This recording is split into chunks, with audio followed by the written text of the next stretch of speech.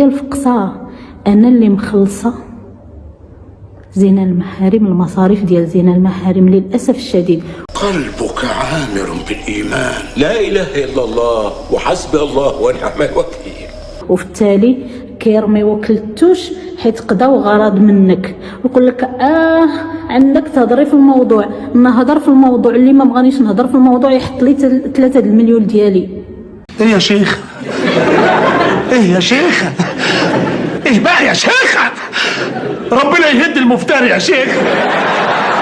ولا يضرب الطم، حيت ولينا دابا في التفليه، ميزيال وبنا خلصي 3 المليون وطلعي وهبطي ودافعي ما عرفت شنو ديري، وفي التالي يرميوك ويقول لك ما من حقكش تهضري. من حقي نهضر وبالهلا يضطريه لكم كاملين، واللي يعجبو الحال تبارك الله، اللي ما يعجبوش الحال يضرب راسو مع الحيط، مع احسن حيط يلقاه. واش ريفك يجمع الدولة؟ واش ريفك يجمع الدولة؟ ريفك يقلب مع الدولة؟ يضرب راسو معاه، حيت هاد الشيء راه خرج على السيطره، ولا تفليه ديال المعقول. كنتش انت كنتي كتدافعي على واحد الطرف ضد واحد الطرف، وغيجي هاد الطرف هذا وغيتصالح مع الطرف وتبقاي انت خايبه، راه ما يمكنش هاد الشيء. اذا انا هاد الطرف هذا كان باطل من الاول، انا كنت غلطه فيه. اذا هاد الطرف مادام تصالح مع هاد الطرف، اذا بجوج بهم باطلين، بجوج بهم ولاد الحرام. واحد ريفي من العائله صاحبو كيموت، شنو يقول له؟ يقول له شاهد، شنو كيقول له؟ زيار عمار زيار، زيار ما تخليهاش تخرج صغيره، ما تخليهاش توصل لك هنايا، يتهاني مع ملك الموت. اذا كنت غلطه، انا كنت كندافع على الباطل. القنوات تسبينا مع قنوات كنعرفوهم، ما كيعرفونا، ما شافونا، ما شفناهم، تسبينا معاهم، تسبوا معنا، تعادينا معهم، تعادوا معنا. علاش؟ بسبب من؟ بسبب هاد الطرفين هادو، شي كان مع هاد الطرف وشي كان مع هاد الطرف. دابا هاد الجوج الاطراف غادي يتصالحوا، اذا وحنا بسم الله الرحمن الرحيم وبشركم بسنة سودة. حنا هاد القنوات ما كنعرفوهمش، ما كيعرفوناش، ما بيناتناش عداوه لا من قريب ولا من بعيد. متابعين كرهونا، ما كنعرفوهم، ما كيعرفونا. بسبب اش؟ بسبب هاد الطرفين هادو. ايوا يا الحباب، هاد الطرفين غيتصالحوا بكل بساطه، وحنا طز فينا كاملين. هو بيحاول زي ما تقول كده، بيشتغل على نفسه.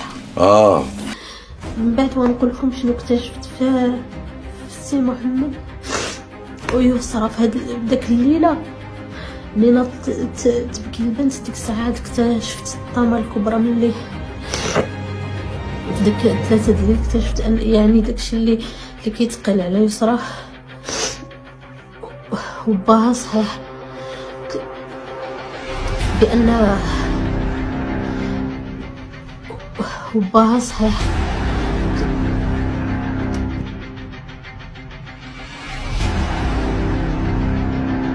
انتي فاجئتيني بسفالتك، اقصد بصراحتك.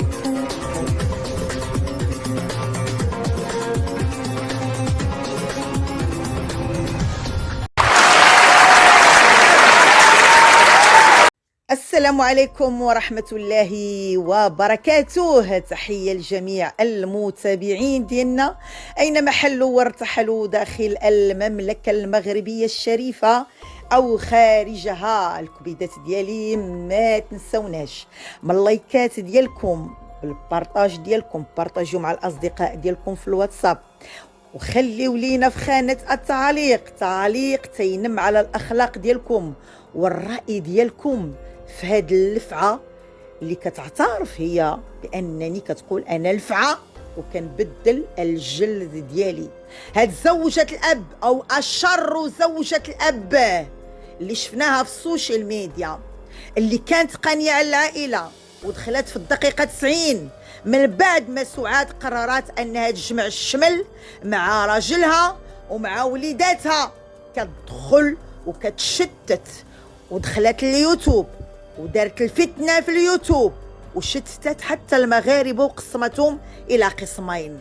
قبل ما غادي نحلل هاد المقاطع كيف ما شفتوا الكذب خصنا نبينوه مزيان، خصنا ندخلوا لقناة حلاوة، ندخلوا لقناة حلاوة باش نكذبوا الأكاذيب ديال السريعة بالدليل والبرهان أننا ما كنتعداوش عليها. لا لا لا لا، احنا الحباب ديالنا كنتقدوا خرجاتها، كنحللوا خرجاتها، كنبينوا للمغاربة الكذوب ديال السريعة. غنبقاو نعاودوا هذه المسائل هذه حتى تمشي أو أنها يتفرج فيها أكبر قدر من المغاربة.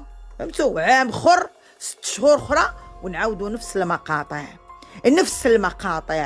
باش نفضحوا هاد السيدة هادي اللي كتدعي بأنها صاحبة الأخلاق والعفة والشرف. المهم كيف ما شفتوا أنا عمري ما كنعرف اليوتيوب ولا عندي علاقة باليوتيوب ولا كنعرف الأدسنس. لا مسكينة، هي الشريفة العفيفة، المرأة اللي جاية تهز لينا المشعل وتضرب ببناتها.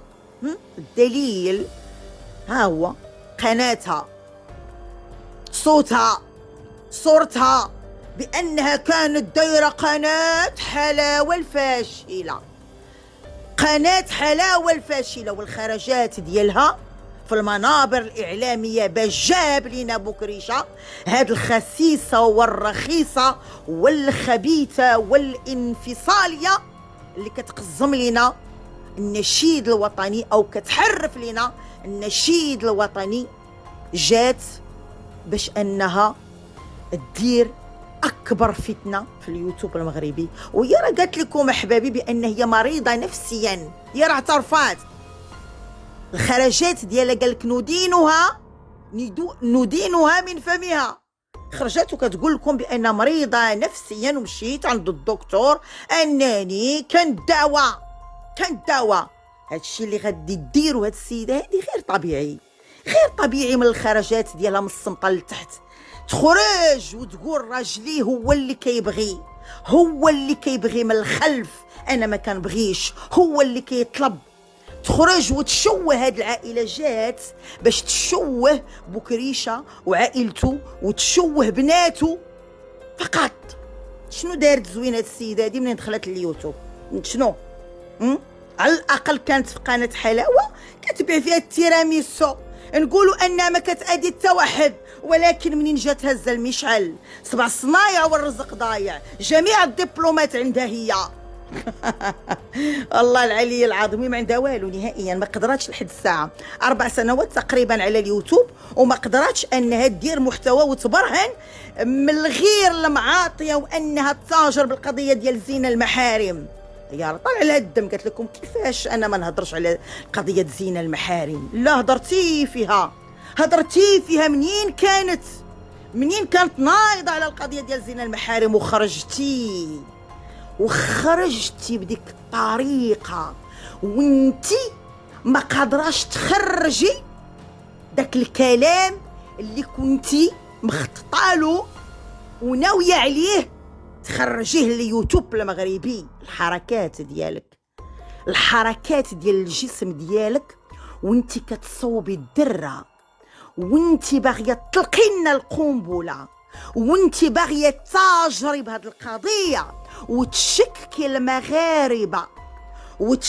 المغاربه بانها كاينه القضيه ديال زينة المحارم، وانك العلبه السوداء، وانك شاده على بكريشه. طريقه ديال الكلام ديالك وانك غتبلغي للمتابعه هاد القنبله. كيفاش الطامه الكبرى؟ غادي نقولوا الطامه الكبرى وانت مع 3 الليل اللي كيكونوا فيها الكوارث.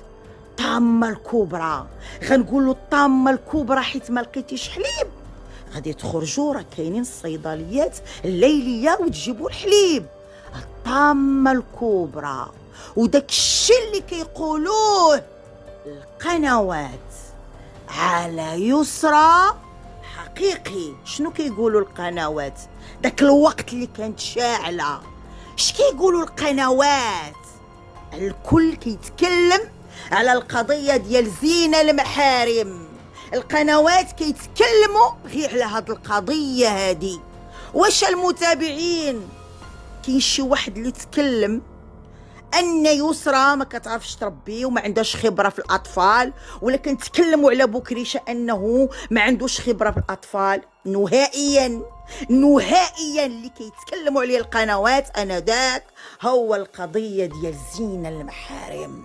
وخرجات وعطات ميساج للمتابع وكتثبت بأنها كاينة القضية زينة المحارم، وأنها ناضت في 3 الليل والطامة الكبرى، واللي كيقولوه القنوات حقيقي.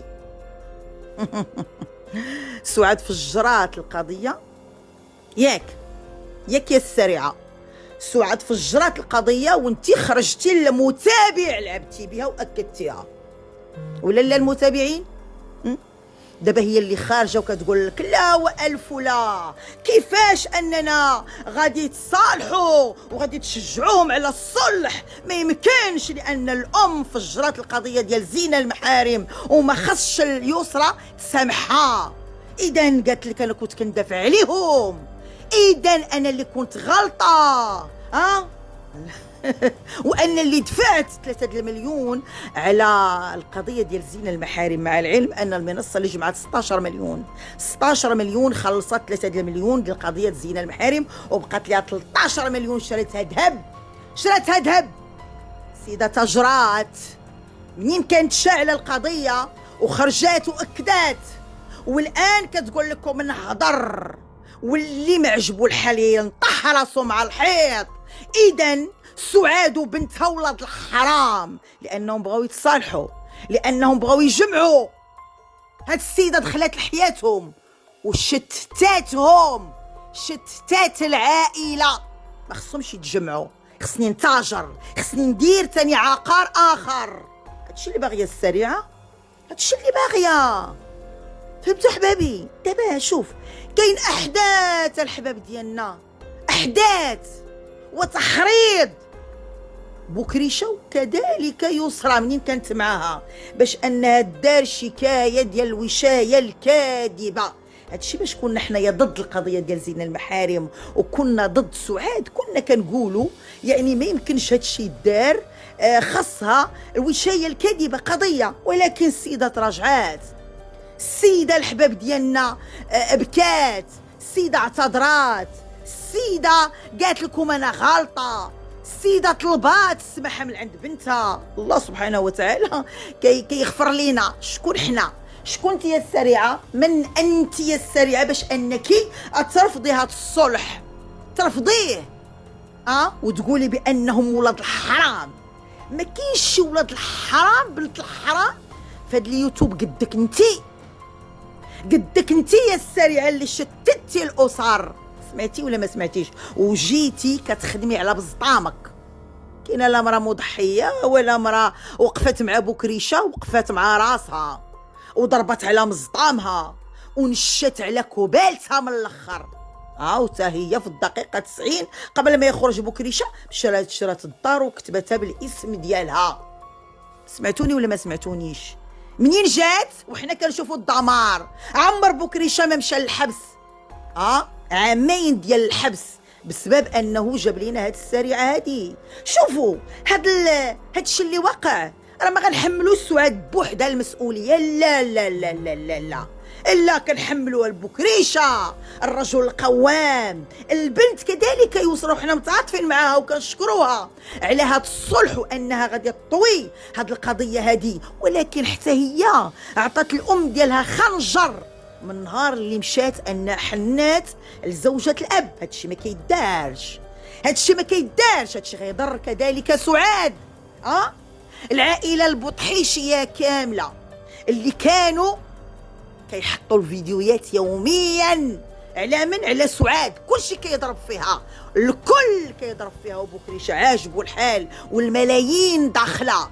الانسان راه اللحم ودم، طاقه، وفي اي لحظه ممكن انه ينفجر. وبسبب هاد الضغوطات كامله تفجرت القضيه ديال زينه المحارم اللي عجبات السريعه، واللي حرضات فيها البنت في لابيسين. قالت لها خرجي تكلمي على التهم اللي كتعطيك امك في لابيسين. ما كناش كنسمعوا داكشي، كان في الكواليس. الوساوس ديال سعاد كانت في الكواليس، وكانوا القنوات تيقول لها سكتي، هادشي غا وساوس الشيطان، فهمتوا؟ ولكن السريعه باستفزازها لسعاد وللمغاربه تفجرت هاد القضيه اللي كانت الحباب ديالنا هي باغيها تفجر ولعبات فيها. اول مره قالت لكم بانها ناضت في 3 الليل واللي كيقولوه القنوات حقيقه، والمره الثانيه قالت لكم الزينه عندها في الدم، والمره الثالثه قالت لك بان ملي كتمشي عند باها كتغريه، كتحط الصدر ديالها فوق الطابله باش باها يشوف الصدر ديالها. يعني اتهام واضح بزينه المحارم، بزينه المحارم. اذا الا كانت سعاد فجرتها، انت اكدتيها، والا كانت شي شكايه خصها ترفع عليك انت. ولكن يسرى عرفاتك، والقنوات عرفوك، والمغاربه عرفوك اش كتسواي. حنش اللفعه كتكوي وكتبخ، وحتى العائله البكريشيه عارفينها كاملين. حتى بكريشه اللي ول البارح قال لها لوبلا، يعني قال لها راكي نيت بلا، راكي بلا. دارت راسها فحال اللي ما سمعات والو. نعم بلا، وبلاء تسلط على هاد العائله هادي وشتتها ودمرها. حتى العلاقه اللي كانت مع بكريشه وبنته يسرى ما بقاتش. هاد البنت هادي اللي كانت دائما تقول بابا بابا بابا بابا بابا بابا بابا بابا، صافي جات السريعه العلاقه الطيبه بنت مع باها قطعتها وهربات يسرى بعيد، وسدات بابها على اللفعه اللي منين جات وهي غاده بهم للشوها والمحاكم. شوهاتهم. كان هاد الناس عندهم مشاكل قبل ما تجي السريعه، ولكن ماشي بهاد الحده هادي، ماشي بهاد الحده. الان سعاد فاقت بغت انها تلحق ولادها قبل ما يبقى لها حتى واحد. حبسات القضايا، بقات كتحاول انها تصالح مع بنتها وتحاول تجمع اللي هدماتو السريعه. وهذه الطريقه الصحيحه، غير حاجه وحده ما تبقاش تتعاطى معاها، صافي تسد عليها داك الباب. تهتم